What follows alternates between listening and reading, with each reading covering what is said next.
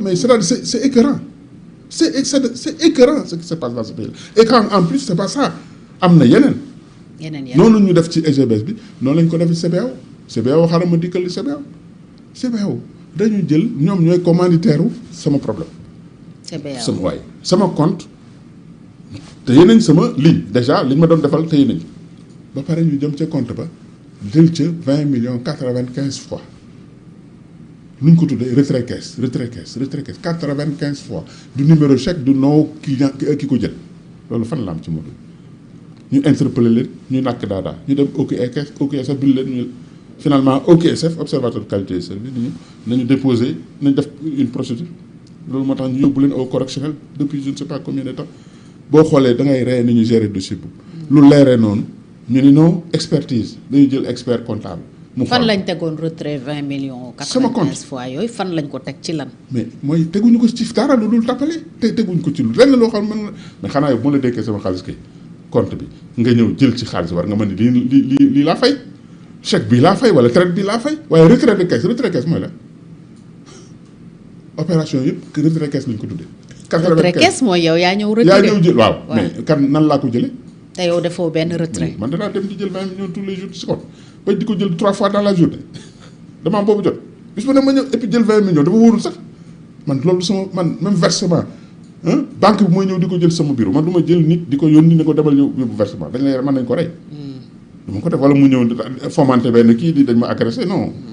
mais du ma ko def man banque bi muy jël sama xaalis mosuma nangoo jëli xaalis mosuma nangoo yóbbu xaalis waaw kooku nag nga ne léegi dana ñëw di jël si 20 millions tous les jours yéenawul maanaam ma xam ne lii ak càcc la ma yóbbu leen si yoon mais bi ñu leen yóbbu tribunal bi nga xam ne moom moo doon àtte juge bi ñëw ni nañu day na ma benn expert bi ñëw di laaj 30 millions ci loolu ñu ne ko ñun mënuñoo fay loolu. ñu dal ci loo war a fay yow. waaw pour vérifier loolu rek ñu dal ci juge ni ko ñëw changé ñu expert mu ne non bàyyi leen danaa ko gis. juge bi ne dina gis. expert voilà bàyyi leen dinaa gis expert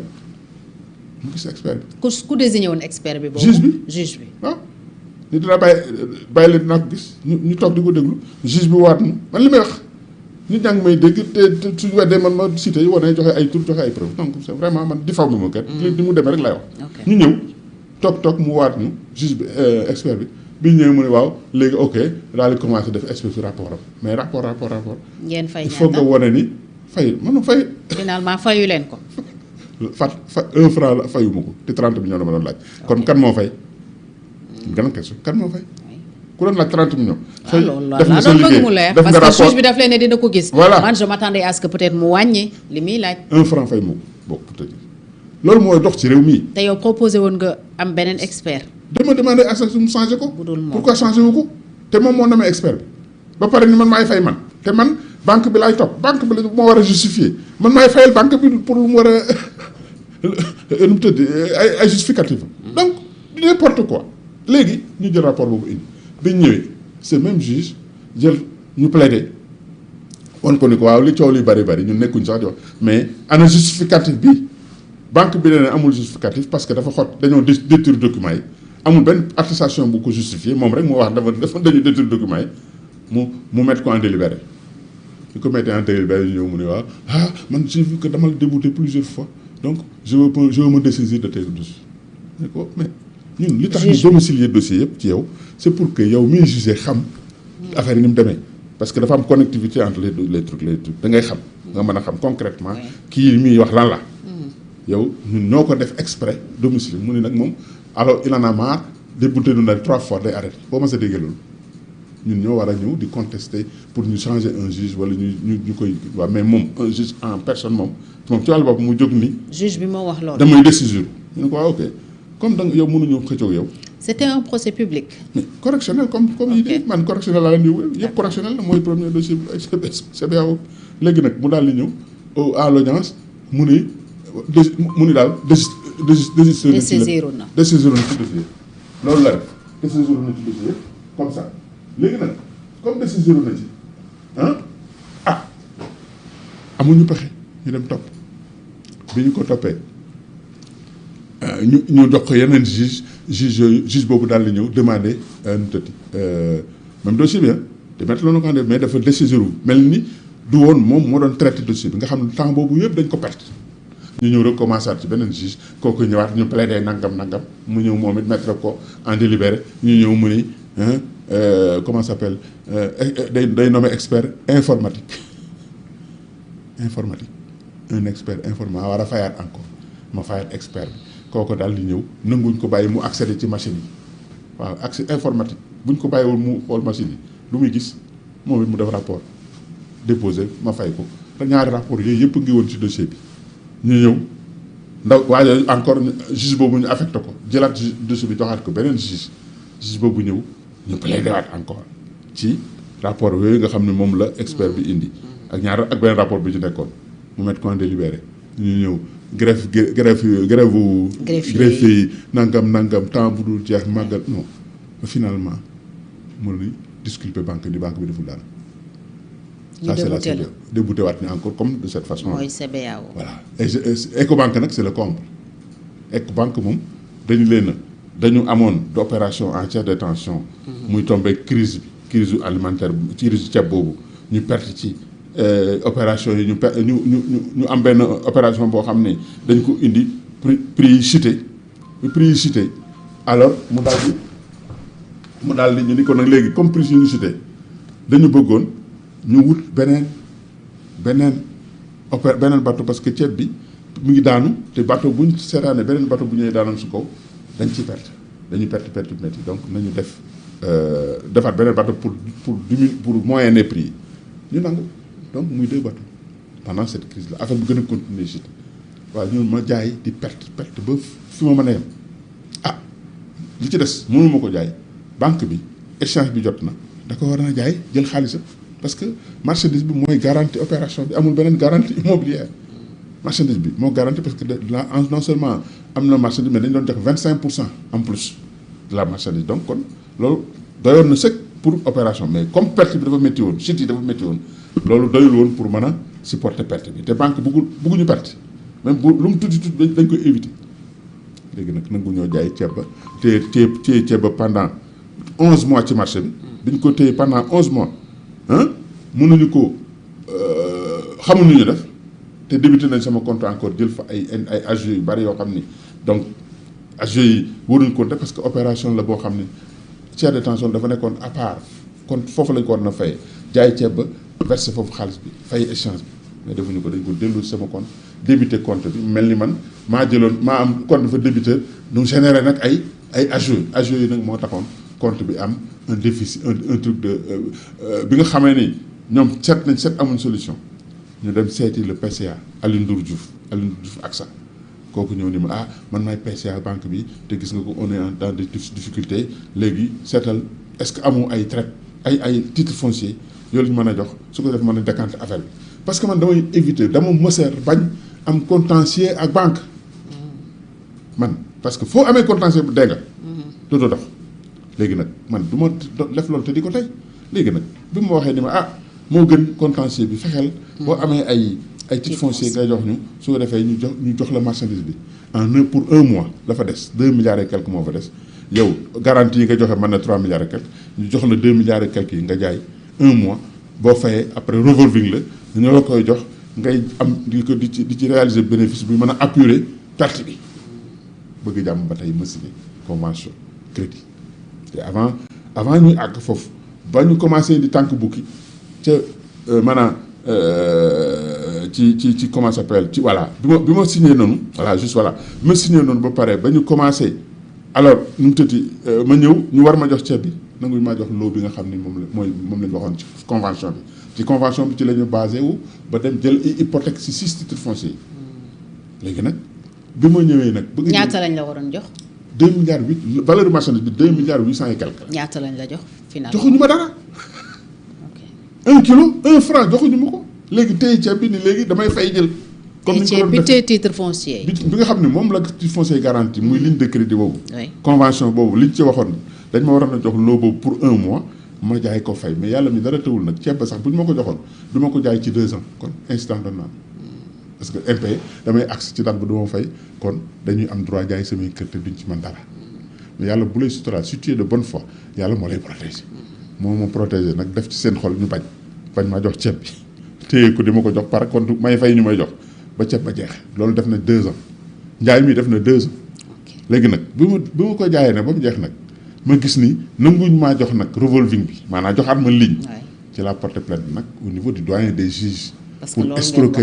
pour escroquerie cité nommément le directeur bi nga xam ni moo fa nekkoon en fonction ak ñi ko xam ñoo doon collaborer bi ko doyen juge jotee dafa ñëw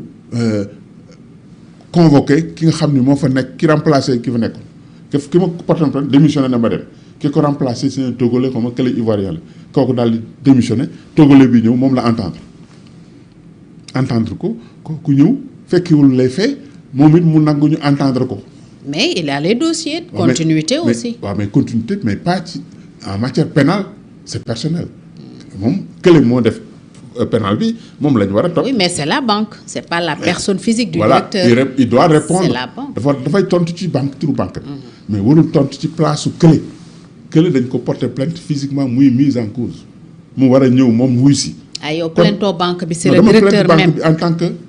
tant que responsabilité civile. ok mais là les mises en cause c'est pénal. mooy le directeur ak ses collaborateurs. kon moom bu ñëwee di tontu ci ki nga xam ni mooy moom place su directeur bi nga xam ne dañ ko poursuivre pénalement y a problème mais y a problème au niveau de ce directeur là mais am aussi le doyen des juges bi nga xam ni moo entendre waa ji te ñu tudd cité que nommément kii dañ ko tudd nommément yow nga jël tudd nga entendre keneen ba pare dem ba mu yàgg nga disculper ko ni il n'était pas là au moment des faits et c'était une procédure plainte simplement adressée au doyen des juges. mais parce que kële nekkatu fi aussi. mais bu est-ce que le juge amoon na le choix. xam nañ fi mu nekk mën nañ ko contacter. demul ci kaw asamaan mi ci kaw suuf xam na bu jógee ci banque bi am na xam nañ fi mu nekk léegi. donc mën nañ ko envoyer citation bi ni ko ñëwul wuy si. mën nañ ko ne convocation bi ni ko ñëwul wuy doyen des juges mais defuñ ko. dañ ko gérer de cette façon-là pour dire comment ça fonctionne pour que nga comprendre ñu entendre ko mu entendre son remplaçant daal di koy inculper disculper ko après loolu mooy lan dossier bi foofu la yem procédure bi ñu teg ko foofu léegi nag comme affaire caaxaan la ñu def citation directe au correctionnel directement citer maintenant nommément le gars et la banque et ses collaborateurs comme ni ñu ko defoon ci plainte bi léegi nag bi ñu ñëwee banque bi mooy wuy si ñoom ñëpp kenn ñëwul wuy si kenn abonné absent kenn ñëwul wuy si ba ñu prononcé jugement bi ñu soog ni mën la mel ni ñu nekkoon ci pax ñu wuy daal di def opposition daal di xam nga suñu la condamné par défaut mën nga def opposition dans les 15 jours bi ñu defee opposition ñëw seeti juge fële déposer seen opposition ñu jox ko benn juge bañ ko jox mu ñëw ñun ñu dem plaider devant ce juge là ni leen nii dañuy tàppale parce que waroon nañu mën a wuy si ci première plainte bi wuy siwul procédure bi am na 2 ans ou 3 ans ñu ngi koy woo musul ñëw renvoyé dul jeex ba ñu atte ko ba ñu condamné ko rek mu ne mën la donc ça veut dire que il était là kon kii il n'est pas digne de confiance waruñ ko accepter opposition bi. lan moo njëkkoon nekk verdict bi en première instance. non lan lañu àtte woon bañ def ci opposition. non mooy 17 milliards. ok le juge. yow yaa gagné woon boobu. oui bien sûr le juge a condamné cette banque là à Ecobank pour nous payer 17 milliards parce que les faits sont graves quand même tu peux pas yow par exemple jël nax nit ki de cette façon là surtout une banque et un client signer une convention yóbbu notaire joxe say garantie après joxuñ la financé wuñ la te mënuñu justifier fenn fu ñu la financé loolu c'est plus qu'une escroquerie loolu moo tax juge bi même dafa été très clément au lieu de condamner il devait même condamner plus que ça mais il a condamné 17 milliards c'est un tout petit peu ça ne correspond pas aux actes de ce que la banque causé. Voilà le préjudice causé parce que bu ñu la xasee yóbbu jël say bien di ko jaay yow déjà tu es blacklisté. une fois que nga am contentieux banque da nga donc dañ lay rey waaw loolu banque bi def ko yow nag nga ñëw ñu condamné la 17 milliards nga génne fële ci pax bi ñëw ni voilà damay def opposition bu dañu waroon rejeter opposition bi rejeté wuñ ko ñu accordé ko opposition mais heureusement que juge bi condamné woon mi ngi fi ba léegi kon appel la ñu dem ci moom devant ce même juge ce juge là bi ñëwee plaider mu ne oui banque bi ni oui mën naa justifier le financement là yaa lay relever nangam ñu ne bon oui mën nga ko ok donc damay nommer un expert pour mu vérifier loolu mu ma ordonné expert bi ñëw moom it daan waaw c'est une condamnation de 17 milliards xanaa man naa lekk 1 milliard ma ne ko fan laa koy teg. yow la ko wax man la ko wax ma ne ko man waaye xam nga yow li mu lay def loo mooy dañ ne la woon fi ñuy financé loolu c'est pas diabolique na la woon point bi mu financé xaalis bi date bii lañ ko si lañ def convention bi date bii lañ ko yóbbu lañ ko porté plainte ba léegi mënuñu wane fenn fu xam ni mën nañ fa wane juste financement bi. man waa d'accord je vais voir négocier dugg génn xam naa ak banque bi ba finalement man dama ne ko nag man en tout cas lu man de xew man du ma passé 5 millions comme ñoo war a séddoo affaire bi 2 millions 500 ngi nii moom banque bi la fay 2 millions 500 pour loolu rek man mën naa sax accepter jox la 2 millions 500 te loolu sax jaru ko parce que du expertise kon expertise woo dara dañ la vérifier loo rek loolu c'est pas diabolique mu ne waaw d'accord après mu daal di dem bind juge ba waaye dama bëgg ñu mayaat ma beneen délai te may nañ ko 45 jours pour loolu mu demandé beneen délai xaw ma 3 mois xaw ma la juge bi accordé ko mu nekk foofu du charabia di waxul dara amul benn lu ñu mën littérature quoi mel ni koo xam ne yow dañ la wax ni expertiser le fonctionnement compte bi non c'est du n'importe quoi ce qui se passe dans ce pays là. léegi ngeen mu def rapport bi mu defee rapport mu ñëw te man fay naa ko 2 millions 500 ba mu paree rapport bi xam nga lu mu réclamé honoraire 56 millions. yow la ko réclamé. moom la réclamé ci li mu liggéey nee na rapport am boobu loolu lañ ko ci war a fay ma ne ko te faire foutre man du ma fay lu dul 2 millions 5 yi ma xam ne mu la waxoon de contester. 2 millions 5 banque bi fay na parce que banque xam nga bu fayee 28 millions kon comme ko affaire am baax na kon rapport bi jar na ko. banque bi 28 millions la ko jox bien sûr parce que contesté wul. yow bu ñu la joxee facture 56 millions da nga war a fay la moitié kay la moitié c'est 56 millions c'est 28 millions alors donc banque bi 28 millions yooyu mooy corruption avec ce fameux expert là. yow fayoo ko. mais fu may fay waaw foo ma see gisee expertise bu ñu fay 56 millions si c'est pas de la corruption loolu nag mooy réew mi loolu mooy dox ci réew mi c'est de la corruption. léegi sa procès boobu fu mu mujj. boobu bi ñu demee ñu plaider xoolal ñu. après déjà moom expertise bi lan la si wax expertise bi sax dafa mujj moom au finish mu ni amul financement restructuration la waxatul waxi financement. d'accord donc il parle même pas le même langage. ok au finish donc moom confirmé wul banque bi. confirmé wul nee na sax expert et puis il se permet de dire que il a non même avec ça ils nous ont débouté. ah bon mais je te dis même avec ça ils nous ont débouté comme ils nous ont débouté avec le truc de la SGBS. parce que moom confirmé wu la aussi. confirmé wul financement banque bi mais joxu la dëgg dans son expertise. mais may joxe dëgg parce que bëgg na banque bi jox ko dara moo tax banque bi jox ko 28 millions. ngay rapport bu leerul lay doon biaisé. mu ne restructuration. ne restructuration waaw il semblerait que yow ñun la vérifie montre-nous le montant nga il semblerait c'est du n'importe quoi c'est écœurant ce qui se passe dans ce pays là. lu tax wutoo contre expertise. mais da nga koy am da nga koy tal yow boo defee expertise ñu ñëw di plaider ñun on a demandé au juge d'écarter ce rapport là qui est un rapport bidon il ne l'a pas écarté. mais mënoon nga demander contre expertise mais xanaa bala ngay demander da ngay nangu da lay déglu. nee naa nañ écarté nu mu tëddi expertise bi nañ ko écarté baaxul. dégluwuñ la. mais dañ ko écarté ils ont rendu une décision pour disculper pour disculper la banque ni banque bi deful dara. débouté la yow. voilà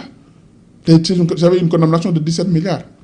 xam nga ne loolu ça il ne le faut pas gratuitement et que pourquoi sax ñu koy accorder opposition bi sax moo njëkk nekk problème opposition bi sax amu ci woon droit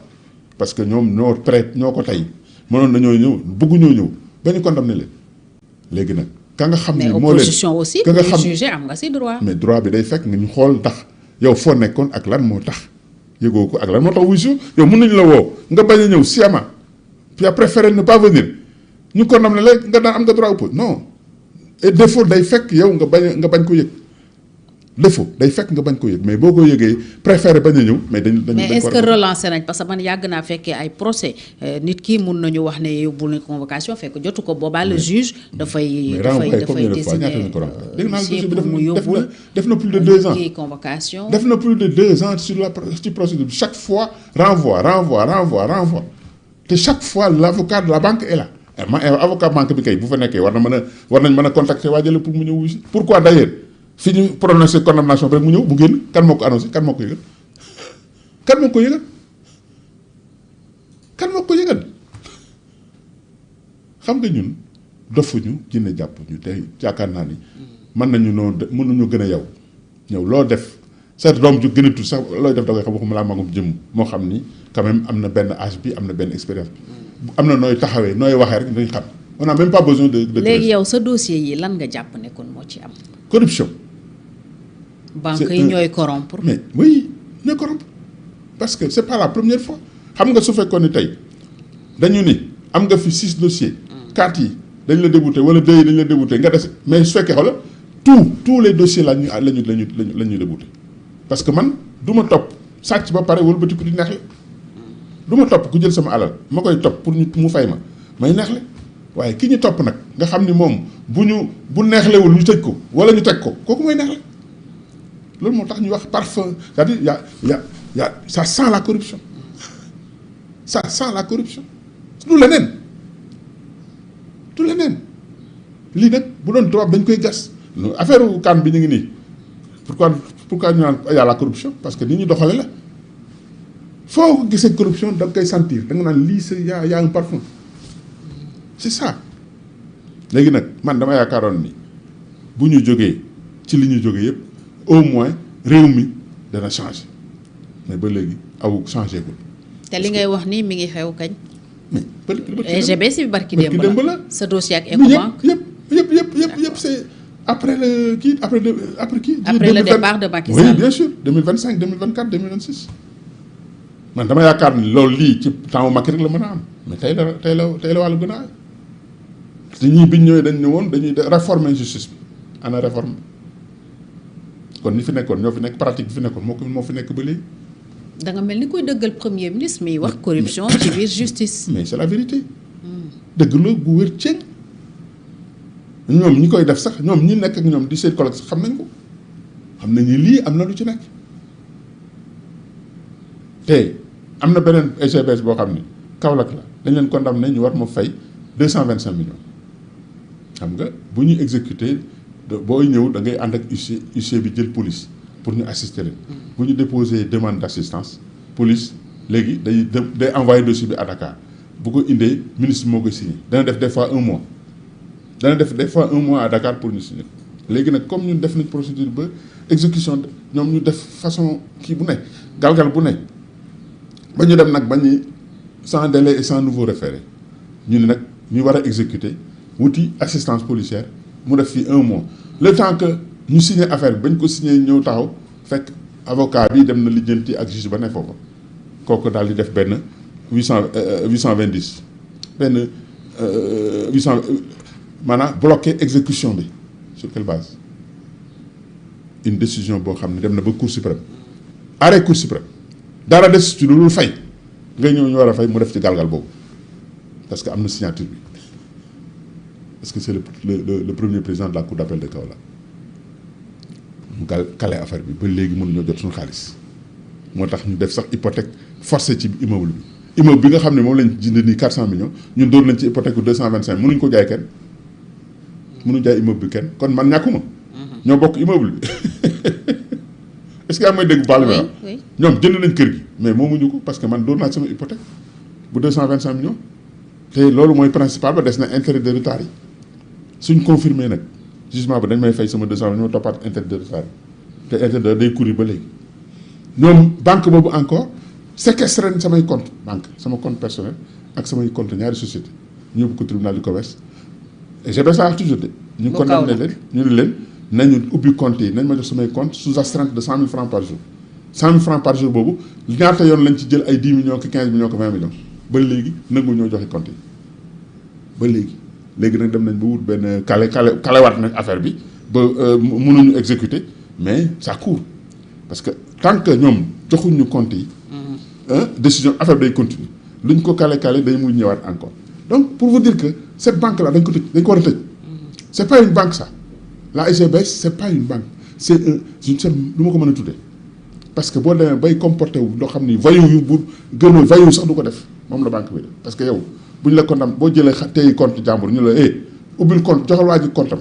sinon da ngay fay 100 000 francs par jour ñu lay fayu ay 12 millions 15 millions di la exécuter pour nga ubbi compte bi te loolu rek moo tere ñàkk joxe compte bi rek ñoo sax ñu condamné la astreinte boobu ba léegi mi ngi nokki noonu ñooñu est-ce que ñooñu mérité nañ pour ñu teg leen fi naan leen di leen tudde banque. te yow da nga jàpp ne dafa am une complicité buy tax ñoom ñu mën a continuer di def li ñuy def léegi yow fan nga jàpp ne war nga faa mën a dem jooytu ban voie de recours beneen nga am. voie de recours mooy appel da